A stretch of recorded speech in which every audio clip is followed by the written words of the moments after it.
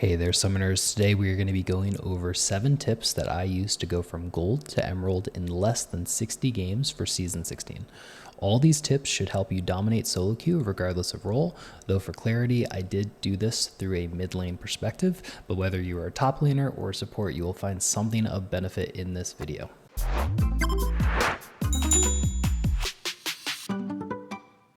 And don't forget, if a late 30s dad of 2 can find success in solo queue, there's no reason you can't. So first tip here is going to be objective timers, and objectives are huge in League of Legends as they are not only a way to gain a permanent advantage over the enemy team, but they are the most practical thing to fight over in League of Legends. They are essentially fight magnets. So being really aware of when they're spawning and whether you can fight them or not is super, super important. So I think a good rule of thumb is 60 seconds before the next neutral objective, you should be asking yourself, can we fight it? Is our champ ult reliant? Do we have ult for it? Is our bot lane strong? Is our jungle strong? Does our comp want team fights? If the answer to any of these questions is yes, then we need to aggressively communicate with our team about the objective. We need to assist ping. We need to do all the necessary things to rally our team around the objective. And ideally, you're using your lull state, so when you're not trading with an enemy, to look at the minimap, figure out when the objectives are spawning, and again, 60 seconds prior to that, you should be already confirming whether you intend to fight it or not, and what the parameters of the fight are. And if all the answers are no, that you're not going to fight it, then you need to be thinking about, well, can we do something on the opposite side of the map? So if Rift Herald's spawning and we know the enemy team wants it, can we dive bot lane? If they're going to go ahead and take Dragon, can we dive top? Can we invade the topside jungle? And this is where that what is next mentality is really going to be helpful. And maybe all you get out of the enemy getting Dragon is a ward in their blue side jungle or their top side jungle. That is good enough. That's more proactive than just sitting in lane and kind of letting the game happen around you.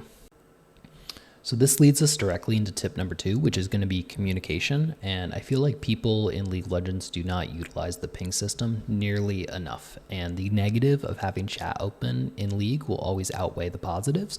But pinging, on the other hand, is the most useful tool we have to communicate, and so few people actually use it. So an example would be my lane is missing, so I ping missing on my lane, but then I ping directly on the character model of the lane I think that's being roamed on. If I want to contest dragon, then I ping on the dragon, and then I assist ping my jungler, assist ping my bot lane to get them on the same page. You just want a team fight, Baron is up, but your team is still pushing, ping the Baron, back ping or assist ping on the character models of the teammates that are still pushing. For me, this has been one of the most effective things that I've changed in the last 6 months, and I'm always surprised at how effective it is. You just need to be the bus driver in solo queue, and so embrace that, embrace being wrong from time to time, but regardless, get your team on the same page as you. So this next tip is going to allow you to focus on the first 2 way easier, and that's having a smaller champion pool. So if you're maining 2 to 3 champions during your climb, you're going to build a lot of champion mastery, you're going to build a lot of reference to how your champion's supposed to pilot in any given game, and it's going to allow you to focus on things like macro objectives and communication a lot easier. And the opposite is true if you're playing a ton of different champions. You're not really going to master any of them, and you're going to be busy thinking about how do I trade, how do I combo, and then suddenly you missed a dragon timer because your mental stack is too overwhelmed, or you die to a gank because you weren't able to look at the minimap. So yeah, short and simple, smaller champion pool is going to help unlock your mental stack and help you focus on more of the game and win conditions and make you a lot more consistent. And this one really helped me as even looking back at some of my older accounts and being Season 6 Diamond, I played 80 different champions in ranked solo queue, which is just insane. And now focusing it down to 2 to 3 champions that I play the vast majority of my games on has really helped me have better threat assessment, gank assessment, objectives, macro, and it's so much easier to focus on all those things.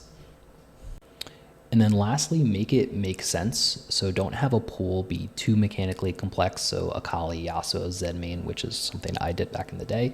And don't spread yourself too extreme of a pool diversity. So meaning Zed, Galio, Victor is probably not the best pool because there's not a lot of carryover in terms of champion reference.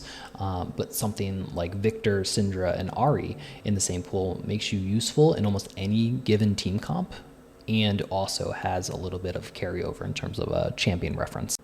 So to go along with small champion pool is going to be small blocks of games at any given time, and 2 to 3 block of games is going to be a good jumping off point. And what we're really trying to do with that is to avoid spamming games and being able to apply the same high intensity to the games that we're playing. So not autopiloting, not getting tilted. And that doesn't mean you can't play more blocks of games throughout the day, but ideally keep them concise, 2 to 3 games, and then taking a break, especially if you feel like you're getting tilted or you're losing a little bit of your focus. So a bonus that you can do with these 2 to 3 blocks is reviewing the games afterwards. And you don't have to do a full VOD review. I would say bare minimum, you look at your first 2 deaths of the game and see how you could have avoided it, work back towards it, whether your reset timer's bad. Did you mess up some trades that you shouldn't have messed up? Because then you're going to give yourself, okay, this is what I can work on next time. And if you have a part of the game that just felt really awkward or like it got out of hand, go review there, work backwards. How did you get to that point? And obviously you can review both wins and losses, but I would highly focus on the losses because that's where you're going to get the most learnings from, and experience is what you get when you don't get what you want. So obviously when we lose, we're not getting what we want. So let's go look at that game and see what we did wrong, what we could have done better. And if you ever lose all the games in your block, just take a break for the rest of the day because you're probably going to be tilted even if you don't think so. So tip number 5 is going to be picking a learning objective. And I personally feel that in terms of climbing, it's best to pick something that's pretty foundational for your role. And there's going to be a couple of reasons why you pick something that's foundational. And first is that fundamentals are never bad to focus on. They are never going to take away from your gameplay. And the second is actually using them to help us avoid tilting. So when they look at professional and college athletes, most of them will voice that they have something fundamental that they do in terms of their execution that when they have a setback, they're able to focus on to recenter it themselves and get them back to playing well. So you think in league, you die in lane randomly, or you take a bad roam and you die in it. If you have something fundamental that you can fall back on to kind of recenter yourself and get yourself back in the right headspace to play the rest of the game, you're going to be a lot less likely to tilt. And I think it's important to note that not all learning objectives are created equal, and some mechanical learning objectives that are lane specific, like punishing every last hit, punishing every cooldown, they're awesome learning objectives, but they will zap a lot of our mental stack. So that's why I feel mastering universally good ones like jungle tracking, threat assessment, mini-map awareness, good last hitting, those are all going to be very beneficial. And then if we can master those on the small champion pool that we talked about earlier, now suddenly we can focus on super matchup specific things. So this should go without saying, but never forfeiting is a good mentality to have specifically for grinding LP. And I personally like the idea of trying to make the game as hard as possible for the enemy to win when behind.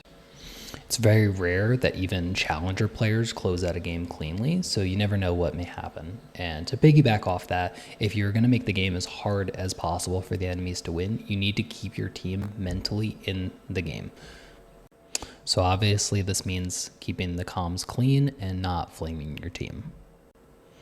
So when your top laner dies level 1 because he misplays, you don't need to tell him that. He already knows. Your jungler misses smite on Dragon Soul. He's aware he did that. You don't have to tell him. It's not going to be helpful. A great question to ask yourself is, has telling players that they are bad ever made their performance go from being trash to godlike? I have personally never had that happen, and I've been playing the game for 13 years, and I just don't think that's how that works. And I have personally tested this theory because I have had accounts permanently banned for exactly that, telling my team what they're doing wrong too aggressively, too often, and have gotten banned for it. And I can assure you nobody ever played better after I told them they sucked. Last tip, and the hardest for most people, is taking accountability in solo queue. You are not Faker, you are not a rank 1 player, and no one has ever improved by thinking their lack of success was somebody else's fault. Don't be a victim, Accept the fact that even though solo queue is full of random chaos, you are the constant. You are the one consistent variable in your games. And if you are playing with high intensity, champions you have mastered, and a high level of accountability on how you impact games, you will climb. The goal should drive you, but the love of process will get you there. So accept you are not perfect, accept you are at fault for your failures, and learn from them. Thanks so much for watching the video. In the description, I'm going to have some of the channels that I followed on YouTube, Coach Chippies, CoachMysteriast, Broken by Concept podcast, just some additional educational league content to help you along in your journey that I found really helpful for mine. Thank you again. Bye.